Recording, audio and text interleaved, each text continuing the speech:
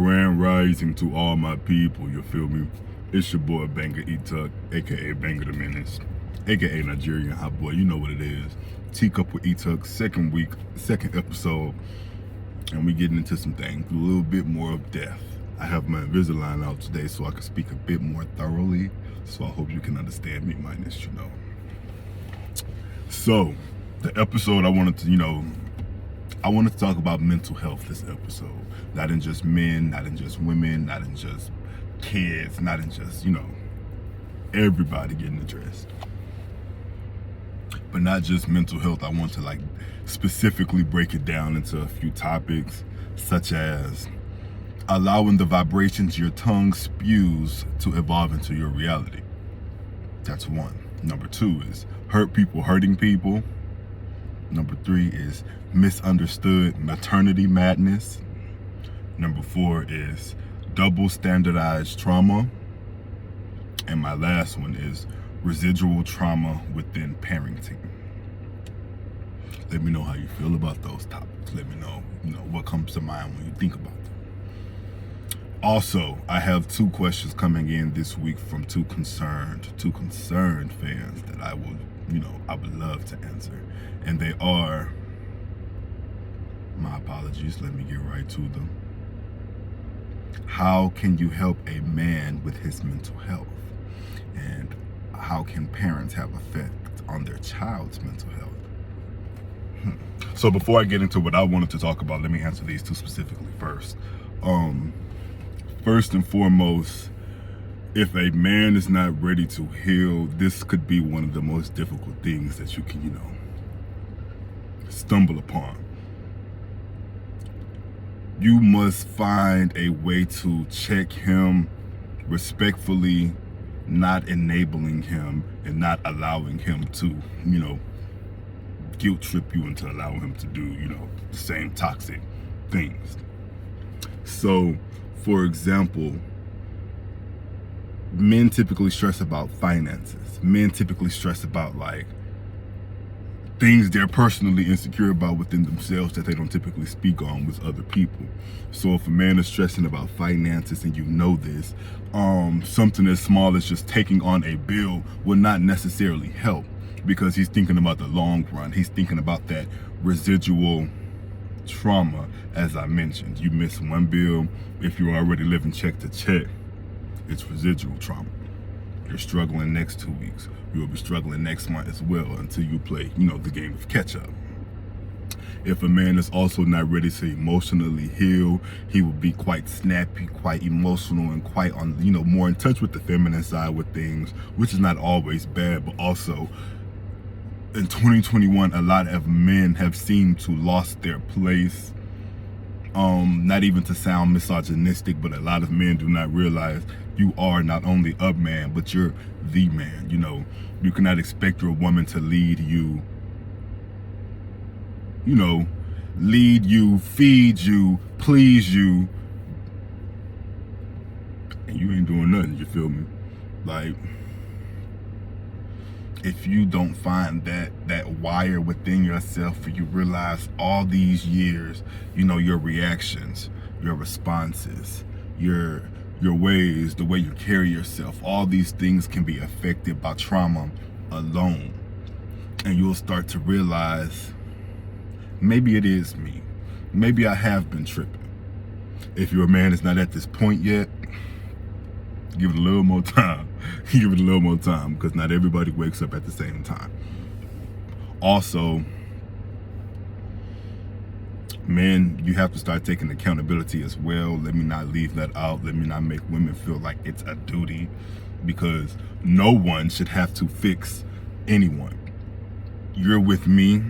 You should have been fixed before me, or you should have let me know the situation, and I would have not waited, but I would have gave you a little time to correct yourself before I wasted time, or you wasted time, or we wasted time. A man can do so many things that he won't allow his woman to do, and that can not only be because of his mental health, but it will start to affect the woman's mental health. And when you have an unstable home, it affects your children as well. If you have children, even if you have pets, pets sense energy, pets sense arguments, drama, all of that. So just start taking that accountability, man. Whenever you feel like you were just a tad bit too aggressive, or, you know, not how you said what you said, when you said it, who you said it to. Like, a lot of those things play into factor, because some people genuinely want the best for you. And when you're going through that self-hatred, down in the dumps phase, it's really hard to see beyond it, you know. I'm at that point in my life where I'm so in love with not just myself, I'm so in love with the world, the outside world, the overall earth. I'm just so willing to, you know, share my pure heart. Like, I remember those days where it was so hard to crack a smile. And I'm an Aries, so naturally I am not faking a smile. You will know when my day is bad. Well, used to, until I grew up. And I start realizing and telling myself, it's not about me. And not only is it not about me, it's not up to anyone else to maneuver around me to make sure their day is good. I should not be coming to work or to school or to anyone else's presence giving them a hard time or disrupting their peace. You feel me? If I've skipped anything, or if I've, you know, anything needs reiteration, let me know in the comments and I will gladly clear it up. I feel like I've touched on that first question just a tad bit. Helping a man, you know, with his mental health can sound like a task, but I want you to know you should never be doing more work than he is doing, because it's he who is depressed. It's he who is, you know, hurt. So thank you so much for giving me such a lovely question. I feel like it was a great question. Message me personally or reach out to me if you would like any more further discussion, because I would love, you know, a more in-depth conversation one-on-one. Okay. And my second question is how parents have effect on their child's mental health. Y'all just don't know, like, a lot. Parents are the staple for trauma. Parents are the first form of trauma. Well, outside of the hospital, when they putting their hands on you when you're born, slapping you on your booty, and all those other things, that's your first trauma. But your parents is your first residual trauma, your first consistent trauma, your first, let me use my vocabulary words, I'm sorry, your first example of hurt people hurting people, your double standard trauma. Like, you know, if you can relate to these things, or if these words have made you think of anything that your family may have put you through, let's get into it. I don't want to trigger anyone as well, so let me give off a trigger warning. Some people are still not healed from their childhood scenarios. My apologies in advance. So, whether it's your mom or your dad who is hurt, it can really take a toll on a family. Like, whether it's from postpartum, whether your mom in general just was not emotionally where she needed to be before she got into a relationship and started having kids. It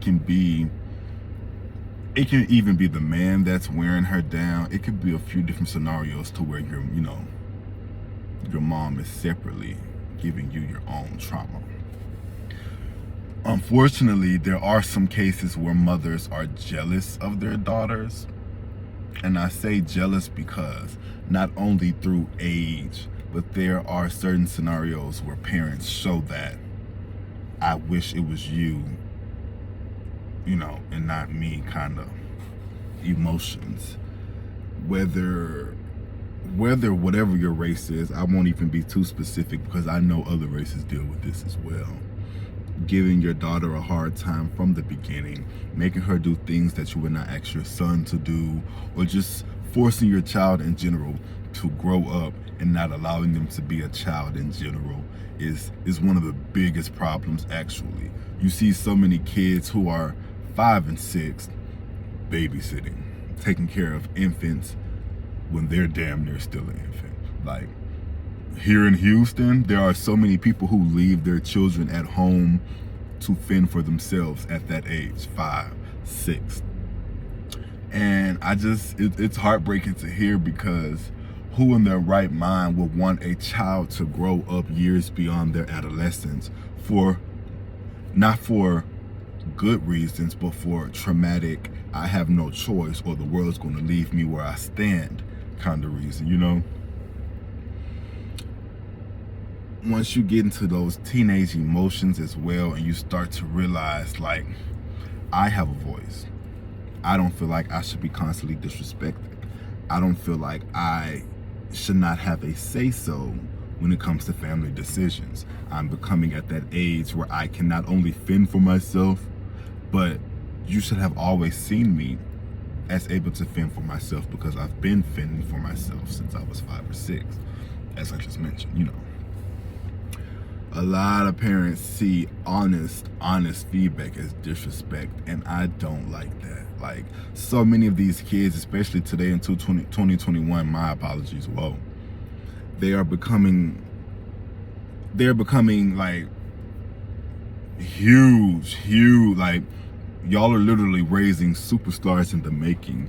Y'all are raising some of the most emotionally intact people ever. Y'all don't realize, and that's honestly why y'all can't handle it. When you were growing up, you did not have that confidence. You did not have that extra push, that warmth on your heart that just really made you like, you know what? I'm going to shoot for this. I deserve this. Or I don't feel like my parents should be treating me like crap, so I want to tell them how they're hurting my feelings, you know? Not everybody has that. But I want you to know, not everything is disrespect. And you can actually be damaging your child. Like, regardless of how you feel about it, age does not mean wisdom. Age will never equate to wisdom. I know some intelligent 6 and 7 year olds, and I know some dumb 60 and 70 year olds. Like, it's how you've been through life. Some people go through trauma and still don't learn a damn thing. So let me add that as well. Me being one of those people, I've been working since I was 14 years old. I've never been without a job. The longest I've ever been without a job since I was 14 was 36 days. As a child, I was 16 years old looking for my next position. And I was in high school stressing at 16 years old because I did not have a job for 36 days, 1 month, and a few extra days to spare. Because I genuinely felt like it was me who was supposed to be taking care of me, when in fact, this was all owed to me by my parents. You know, like, not owed to me, because nothing's owed to me, but a child is innocent. A child will always be innocent.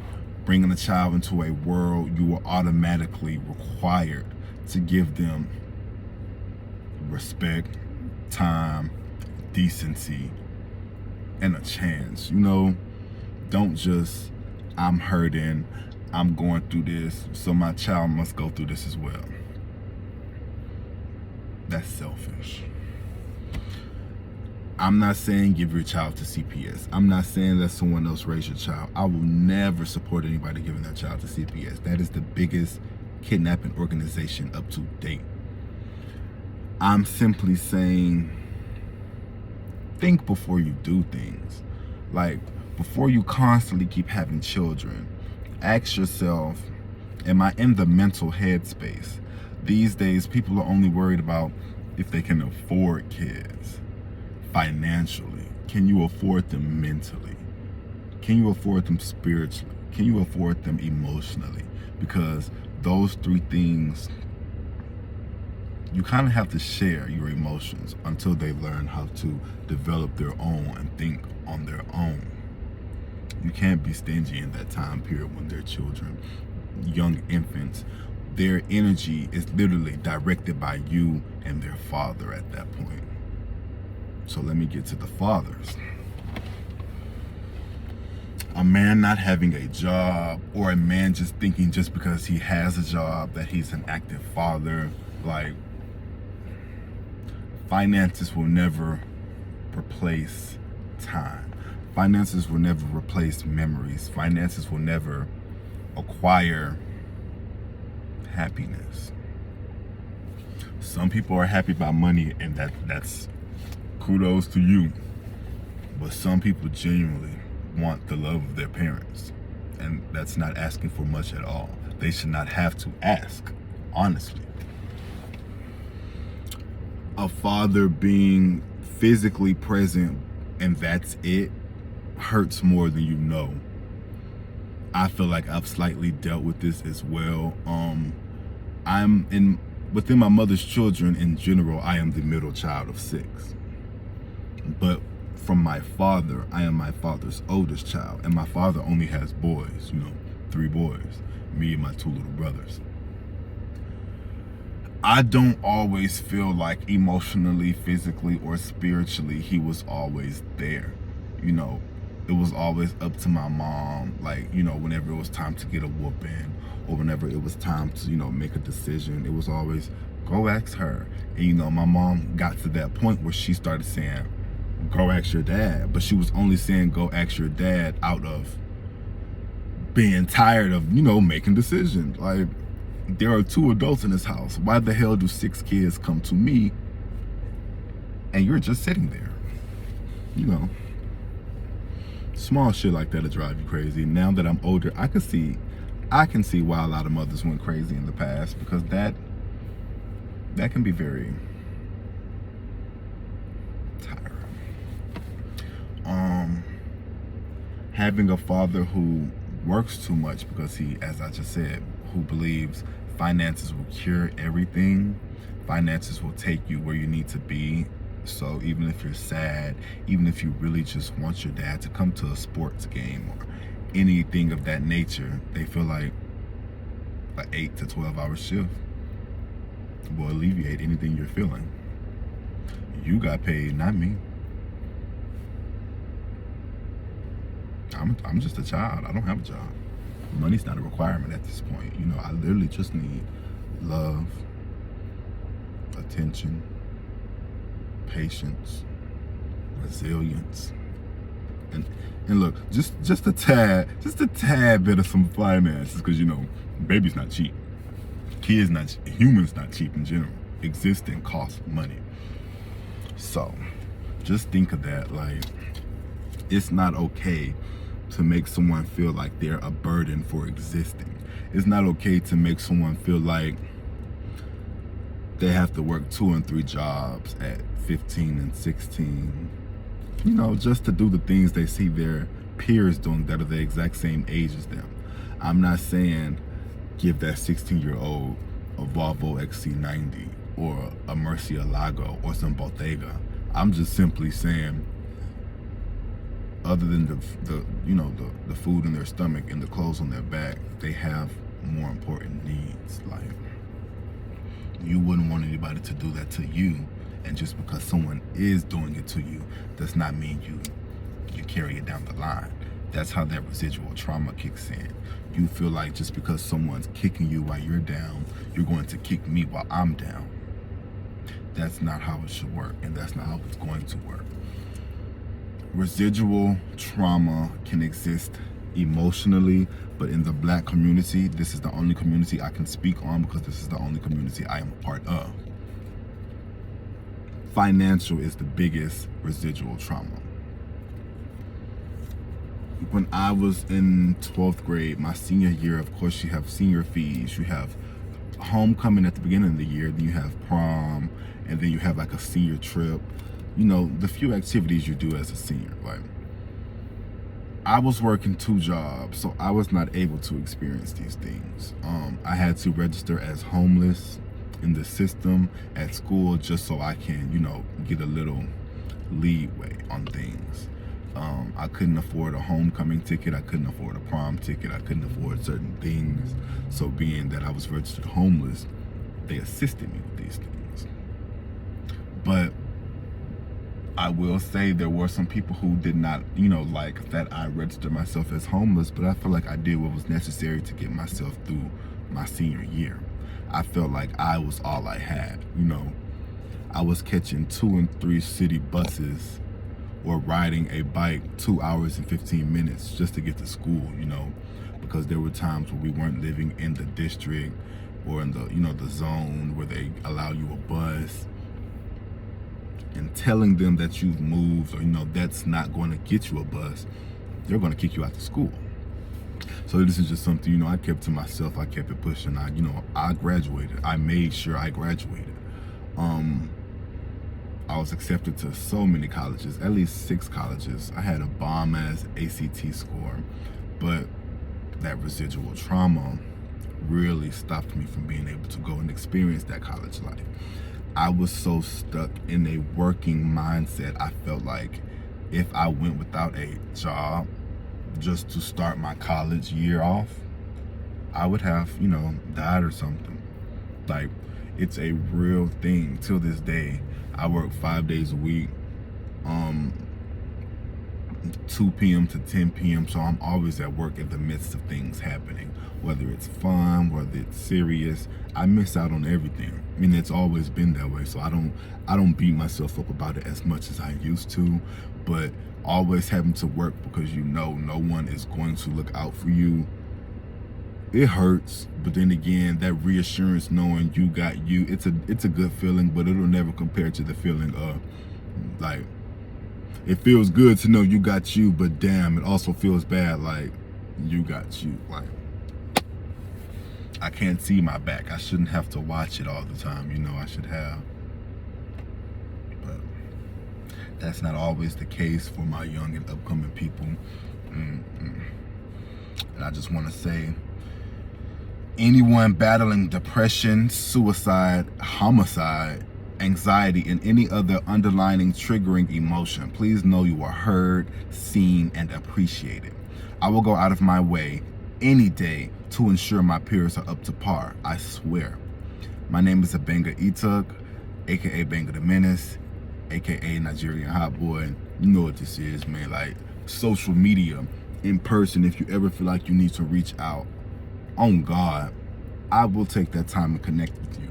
I'm never too big to speak to anyone about mental health, because that shit stops a lot of things. It stops money, it stops opportunities, it stops growth, it stops awareness. Like, it stops so many things just because you are holding on to some hurt.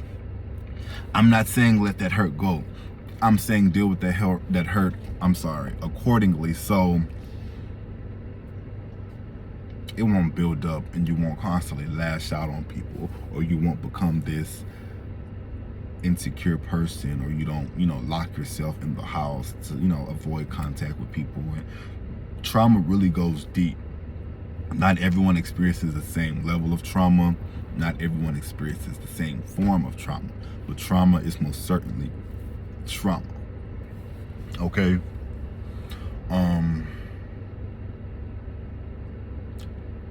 Hurting people is something I slightly spoke on a few minutes before, but I just want to add, like, it really takes accountability, and it won't happen immediately because nothing happens overnight. But after you've hurt quite a few people, to those who care, you will start to sit back and ask yourself, like, man, like, is it me? Like, I can't keep falling out with all these people or missing out on all these opportunities and keep pointing fingers elsewhere. Like, you made me feel like this. Oh, well, you did this to me in 1998. Oh, well, in 1954, you made me feel a way about the like, you know, hurt hurts. You're hurting from the hurt, but you're hurting yourself also from that hurt.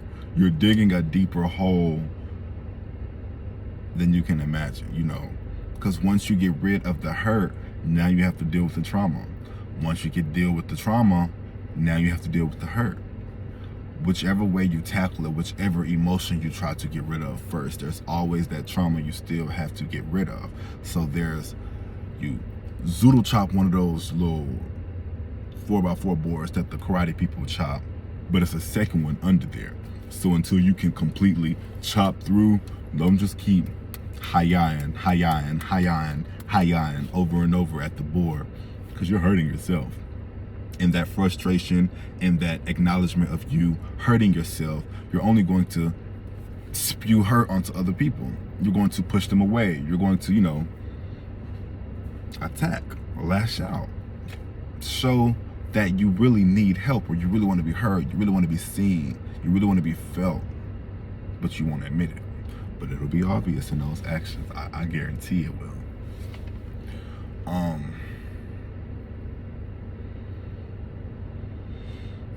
Y'all just don't understand. Like, trauma is a universal language. It's not even just about me. I'm speaking about everyone who watches my videos, and I'm speaking about everyone in general who just lives on planet Earth. Like, you cannot expect to live a trauma-free life, even if it's the smallest things, you know.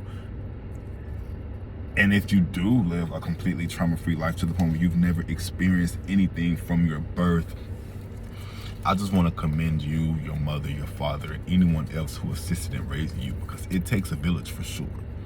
But I commend y'all on that proficiency, because, wow, a completely loving environment, a completely understood, a completely emotionally stable environment raises kings, queens. Like, y'all just don't understand. Like, we need to stop hurting our babies. We need to stop hurting our children. These children are smarter than us. Y'all don't realize that. A lot of us get older and get this unhealthy food in our system, get to taking drugs, whatever drug choice yours is. I won't be an accuser. And, you know, it slowly dumbs you down over time. And children being born with that fresh, eager, ready to learn brain, they're soaking up all the information, whether it's good or bad, and they eventually become more knowledgeable than you know, whether you want to admit it or not. Children will always be smarter than adults. Children are the future. So if you're going to keep hurting the children, if you're going to keep hurting the future, it's best you don't make it to the future, at least not around me. Because music is my passion. Music is my passion. Not only just music, but I love the English language. English is my favorite subject. I love words. I love vocabulary. I love, you know, expressing my English profession in my music. It's not always about, you know, whatever genre you like. It's not always about dominating the genre. To me, it's really just about being able to express my English vernacular in so many different hidden and so many different ways, like reaching so many different crowds. Like, I just really want my music to influence the children, not only the children, but those teenagers who are still at that point in their life that they don't know which route they want to take, good or bad. I really want to lean so many children over to the good side, because purposely living a bad life, literally, is more trauma than you will be naturally exposed to. Like, you're literally, I can't even explain what you're literally doing to yourself. Purposely putting yourself in these traumatizing situations, you're shortening your lifespan, honestly. Like, from the heart, from the soul, from the mind, the body, this body is just on borrowed time. Your spirit has been here before. So how dare you, with your borrowed time, put this spirit through complete hell,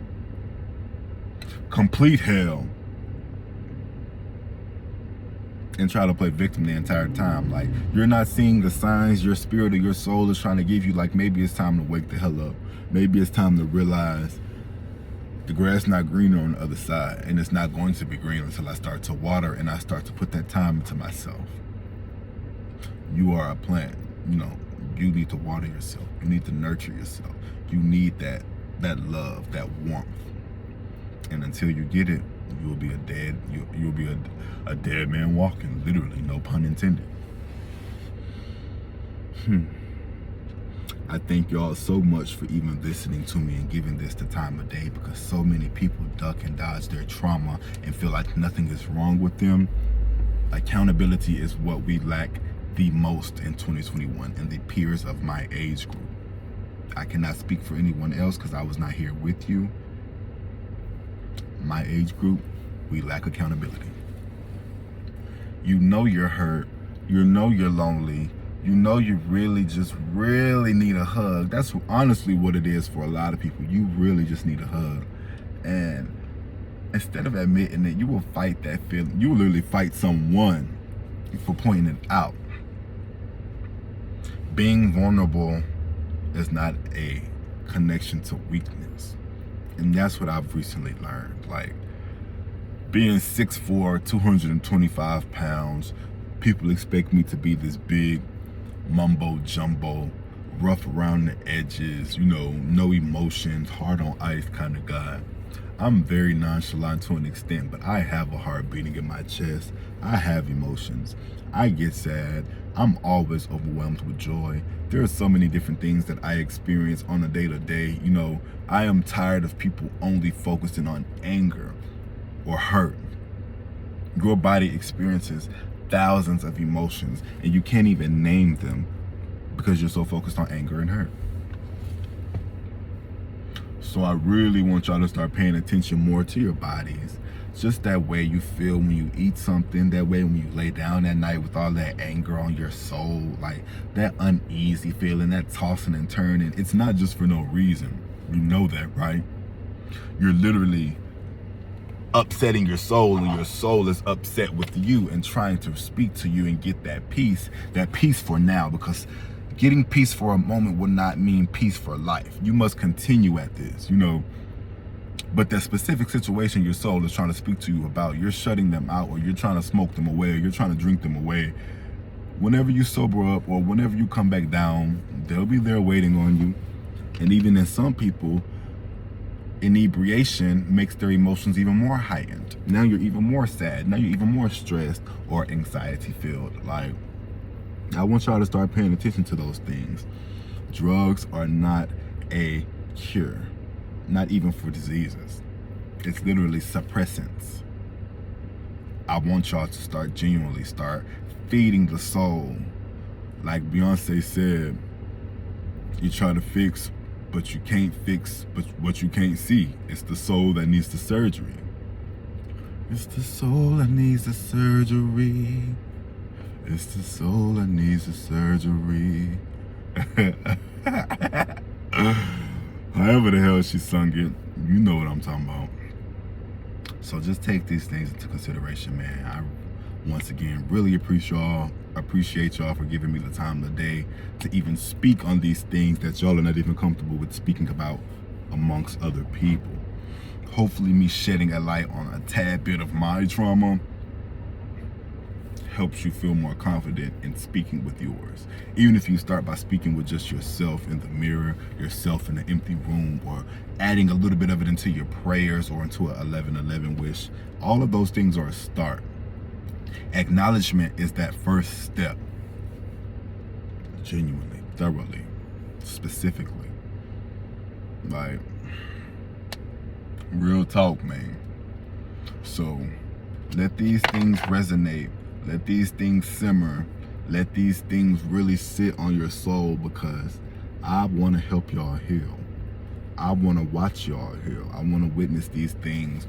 It's not even about getting credit like, oh, a banger helped me. I don't care for none of that. I am at the age of my life where I really just want everyone full of smiles. You can't reach everybody though, and I know that. But until I'm shown that, I will continue trying to reach everybody. Does that make sense? Not out of a delusional mind state, but also like typically the hardest shells to crack are the ones who have been broken the most. They have on this biggest front the whole time. They're the most sensitive. They're the most personality you will see out of any of the people you're dealing with, honestly. And I have to learn that about myself. When I get angry,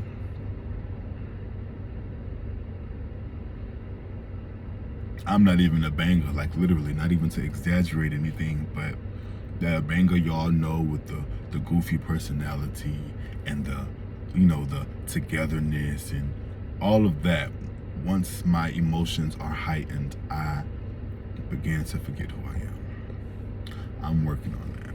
That's trauma. I'm showing these emotions that I have learned from other people in my environment that I've grown up in. I am not a reflection of my environment. I want you to say a few of these things and, you know, turn them into affirmations and turn them into considerations and then turn them into reality. Thank you so much. Once again, it's your boy Banger Etuk, aka Banger the Menace, aka Nigerian High Boy, and you are here with Teacup with Etuk, episode 2. Be sure to like, comment, subscribe, share, and also, before you do any of those things, I would really prefer you to go in those comments and tell me what you think. Tell me if it made you feel any type of way. Tell me if you're dealing with any trauma now that you would like, you know, any assistance with, or if I hit it right on the head. Just, no. Closed mouth don't get fed. Let me help you. Help me help you. Love y'all. Banger the Menace.